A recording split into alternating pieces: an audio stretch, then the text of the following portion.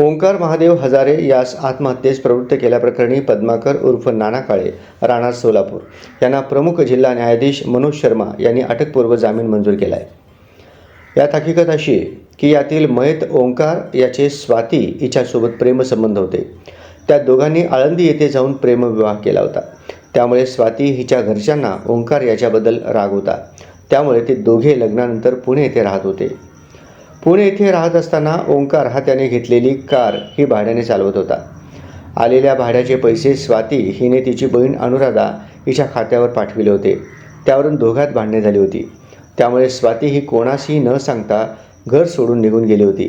काळजीपोटी मयत ओंकार यांनी स्वाती ही बेपत्ता झाल्याबाबत पोलिसांकडे मिसिंग दाखल केली होती।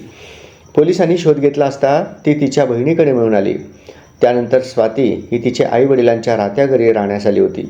त्यावेळी मयत ओंकार हा नांदण्यास पाठवा म्हणून स्वाती हिच्या आईवडिलांकडे गेला असता त्यास आम्ही मुलीला पाठवणार नाही असे म्हणून शिवीगाळ केली होती।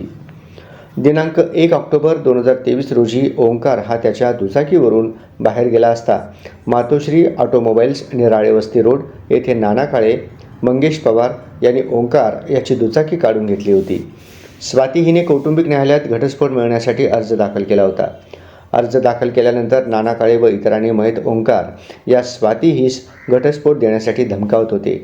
तसेच तो राहत असलेल्या घराजवळ नाना काळे याची 20 ते 25 पोरं हे येऊन ओंकार यास धमकावत होती। तसेच त्याच फोनवर देखील धमकावत होते। मे 2025 मध्ये मयत ओंकार याने त्याच्या मोबाईलमध्ये स्टेटस ठेवून माझा घातपात झाल्यास नाना काळे, त्याची पत्नी, तिचे आईवडील व भाऊ यांना जबाबदार धरावे असे स्टेटस ठेवले होते। दिनांक 8 जून 2025 रोजी मयत ओंकार हा त्याचा मेहुणा मंगेश याच्या लग्नासाठी गेला असता त्याचे सासऱ्यांनी अपमान करून शिवीगाळ